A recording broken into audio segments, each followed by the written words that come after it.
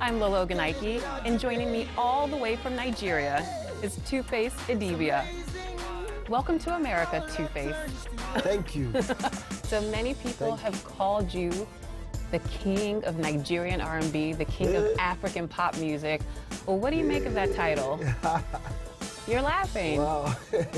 I don't know about being the king, but you know, I'm doing my thing, and you know, thank God. You're a big deal throughout the continent, and I want to give people a sense of just how huge you are. Page views on YouTube for your videos are in the millions. I don't even know how many albums you've sold, but definitely in the millions. Probably more, but Nigeria has the piracy issue, so we got to deal with that. Yes. African Queen was an international success and an anthem. And you cannot walk down the street without being mobbed. What is it like to be you in Nigeria? It's crazy, you know, it's crazy, but I just like to be myself. Some people, when they see me, they don't believe it's me. You know, they be like, nah, that's not 2Face. The guy just looks like him. Because I like to just be. So, I mean, you know, and I think that makes it easy for me to be able to handle and control. So let's talk about the name 2Face. Where did that even come from? And first of all, what is your real name, and what does it mean? My real name is Innocent Idibia. As in innocent, as in not guilty. Not guilty, yes, okay. So. Good to know. Yes, so. 2Face for me is me as the ordinary guy and me as the artist, you know. So it's like, never judge a book by its cover. It's like when you see somebody from afar, there's always, your first impression about somebody is always about what they look like, or, you understand me, you know. But when you get to know people, you know the real them. So that's 2Face for me. Out of a million, you stand as one, they are standing one. I look into your eyes, girl, what I see is paradise. Hey, you captivated my soul. Now every day I want you more. Talk to me about African Queen. It's one of the biggest songs of your career. Did you have any idea that it was going to be such a huge international hit?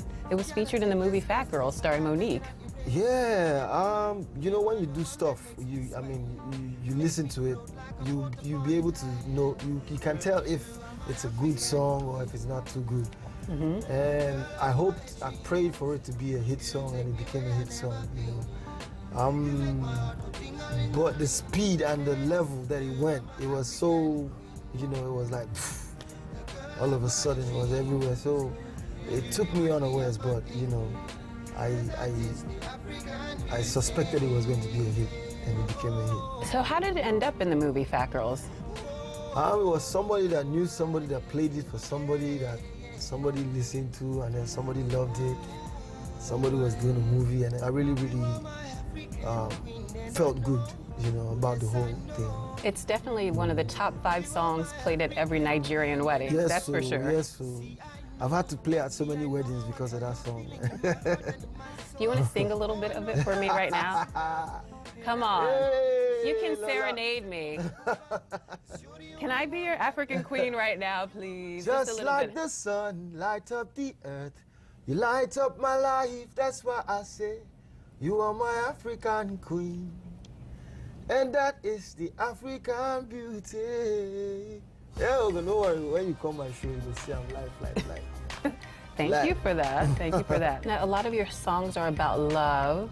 Are you a romantic? I wouldn't say. I'll leave that to the people to say. I believe in it, though. I believe in it.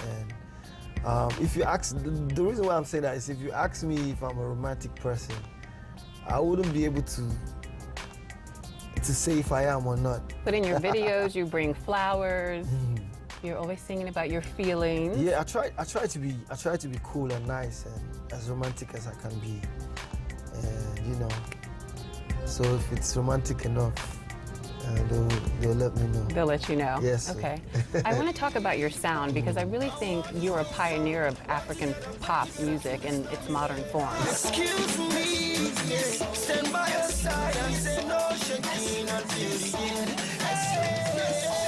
Excuse me, sister, can I ask you, can you tell me what your name, are you existing here? You blend English, Pidgin, Igbo, reggae, hip-hop, R&B. Yeah. how do you do all of that, and why did you decide to do that? Because you could have just gone a very traditional route, but you sort of broke the mold and introduced this whole new sound. Okay. For many of us, the youths in Africa right now, our orientation is quite different from the old school. You know, I mean, it's not like they didn't go to school and all that, but you know, school, internet, global village now. You know what I mean. So it's like we know everything. I want to do music for the sake of music, and I want to do music that will cut across the whole world. So for me, it's just important that I blend all these aspects of myself into my music, you know, so I don't limit myself to just one. But when you started, people weren't doing that at all. So what was the initial reaction to that? Did people immediately embrace it? Did they get it? Or did they think, who's this 2Face guy? What is he doing? Yeah, I mean, people before me have done similar stuff, you know. And then, like I said, English is the official language that we speak in Nigeria, you know. So people have been using English too, and then they've been doing contemporary music, you know, for a long time. So I guess sometimes when you do stuff, when you want to do something, if you force it, it won't come out natural. It won't blend, so to speak. You know, so some people should stick to the one that they're comfortable with, which is maybe the traditional music. Yeah. Because if they try to do hip-hop or something like that, it just won't work. It won't come out natural. So for me, I just try to come out as natural as I can be. I just try to come out as me. Now, what did you grow up listening to? I grew up listening to reggae, high life, Afro beats, R&B, blues, you know, Michael Jackson 5, Temptations, Bob Marley, Jimmy Cliff, you know, all of them. My dad had a lot of records, old school records in the house. So I would just go and play them, and it would be like, do you know who that is? I'm like, man, I'm loving it, I'm loving it. Now, I read somewhere that you were quite the dancer when you were a little boy as well. As soon as the music came on, you were up and grooving. Is that true? Yeah, I mean, I did my bit. You know, I wouldn't say I'm the baddest dancer, but I used to dance like very, very well. Yes. So you'd get the party started, right? Yeah, you know. Now, where are you from in Nigeria? I'm from Benue State. Okay. It's like right in the middle of Nigeria. And that's in what, Jos? So, yes, it shares border. It's close to Jos, yeah. And what is in the water there? Because you're from that area, P Square, one of the biggest groups in Nigeria is from that area, MI, one of the biggest rappers in Nigeria is from that area. What is in the water in Jos? I don't know. I think a whole lot of us, our parents, once upon a time, you know, lived in Jos. So although Benue, where I'm from, we used to be one state, Jos, Benue, Plateau State, that's where Jos is in right now. So we used to be one state before it was divided into two states. Jos is it's a very, very funky town. You know, it's somewhere that, you know, they really, they blend with, you know, a lot of stuff from America, from this side of the world, you know. So you were really exposed to Western culture. Yes, you know, so they understood a whole lot of this stuff. So you're listening to what, New Edition and Bobby Brown and all those people? Yeah. Okay. New Edition, you know, ABC. Now, I think it was interesting for me to realize that you started off doing jingles when you were a young kid. Yes. How did you even get into that? Okay, I was in school, and this guy, he heard me sing, you know, and I was like, wow, okay. You know what? I'm a DJ in a radio. I'm a presenter in a radio station. I needed to do a couple of jingles for me, and then he took me to the studio and I did them. And he started playing it like a full song, you know.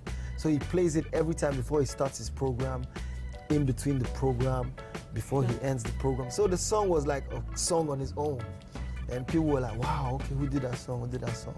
And a couple of other guys came to me and were like, "I should do jingles for them as well." You know? Do you remember your first jingle? Come on, you know I'm going to ask you to sing it, so you have to remember. Okay, I remember one. Maybe you want to get down or you're feeling lonely. He's about to get down. It's Kelvin August time, and I know you want to party. It's like, you know, Wow. It's like, Wait, how old were you when you wrote that? I think I was like 14. So you were a baby. Yeah. And you're talking about if you want to get down. Yes, yes. What did you even know about getting down back then at 14? Yeah, I mean. Were you always musical as a child? Yes, Okay. I was. I mean, everything, my whole dream, I never dreamt of doing anything else as a kid. You know, just music. The funny thing is, I didn't have any formal music training. Nothing. I don't even know how to play any instrument. You know, I just started learning how to play the guitar now. Oh, really? Yeah. My whole body, my mind, my spirit, my soul is with this. And you know how they say if your mind is set on something, there's no stopping you. So make you just do your thing, make I do my thing, live and let living instead of to be feeling like a king on top of nothing. Stop the bragging on top of the posing because you know say on a vanity vanishing. And we'll be back. 2Face Idibia Reach Out Foundation. Yes. What's your main cause? What's the cause that you're supporting? And Okay, the theme of the foundation is service to humanity.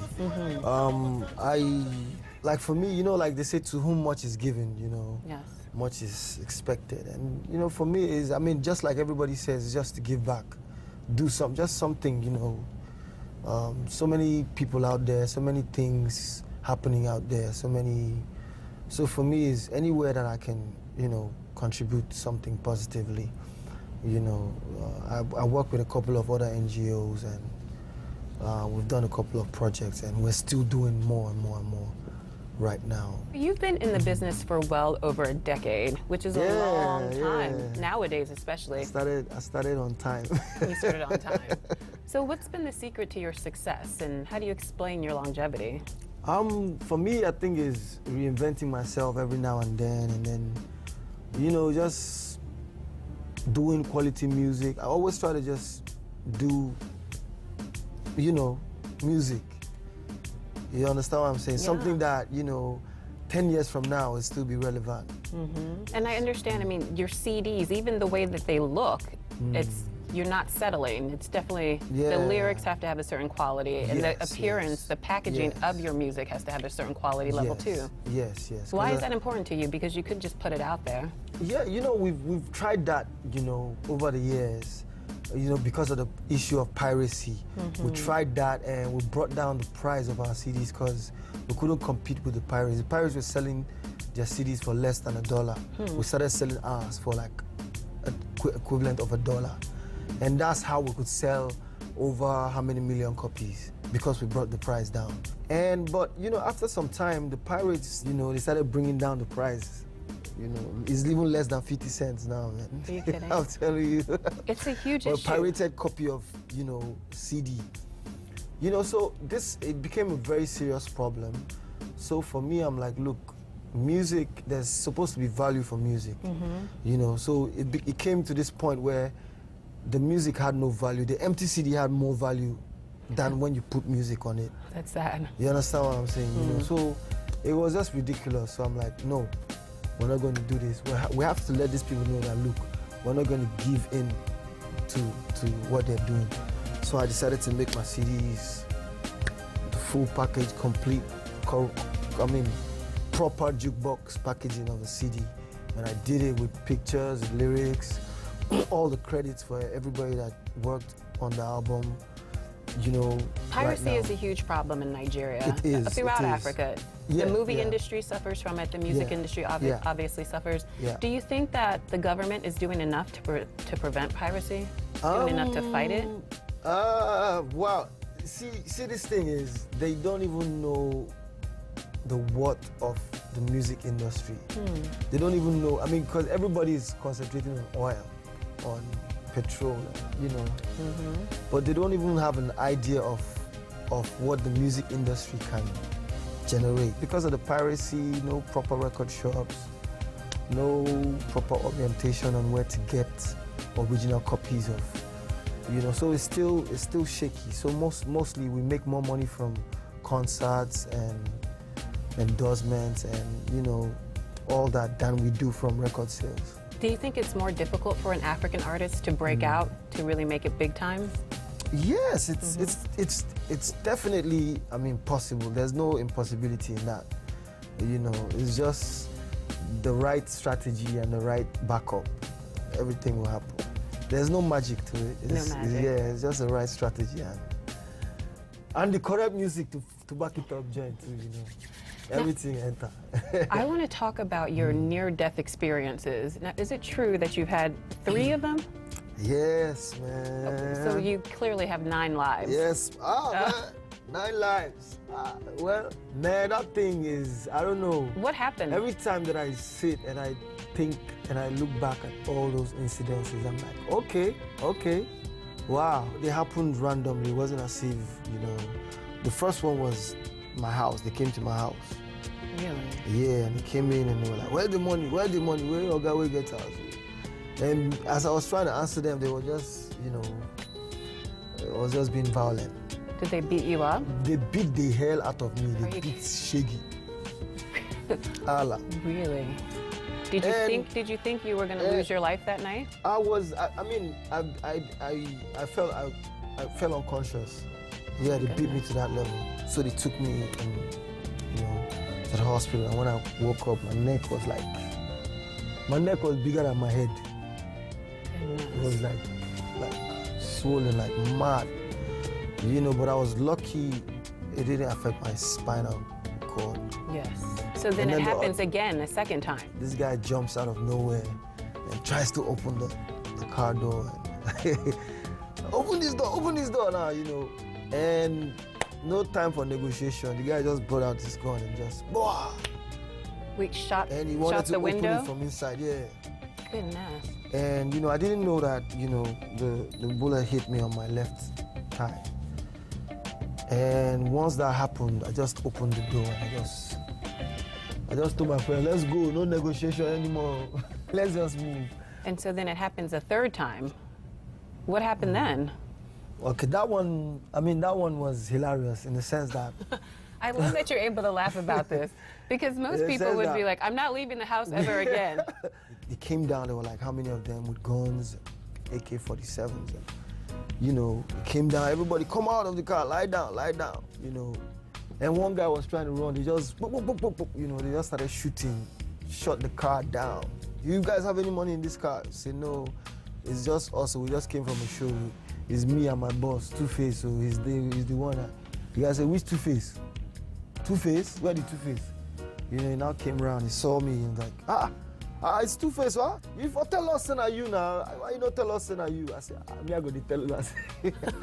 What do you learn from that? I mean, you faced death 3 times, stared it in the face. What lessons do you take from an experience like that? Life is like this.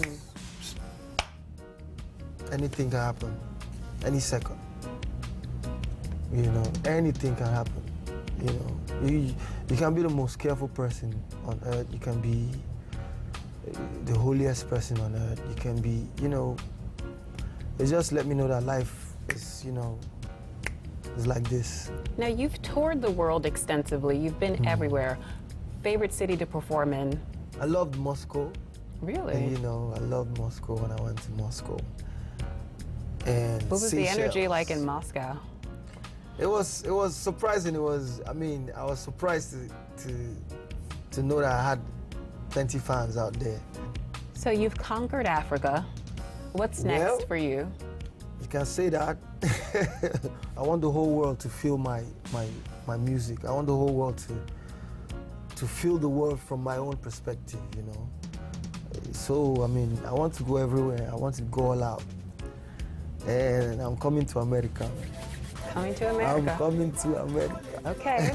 Well, you heard it here first. He's coming to America. Thank you, 2Face. Thank you for everything. It was a great conversation. Looking forward to many more and much continued success. And until next time.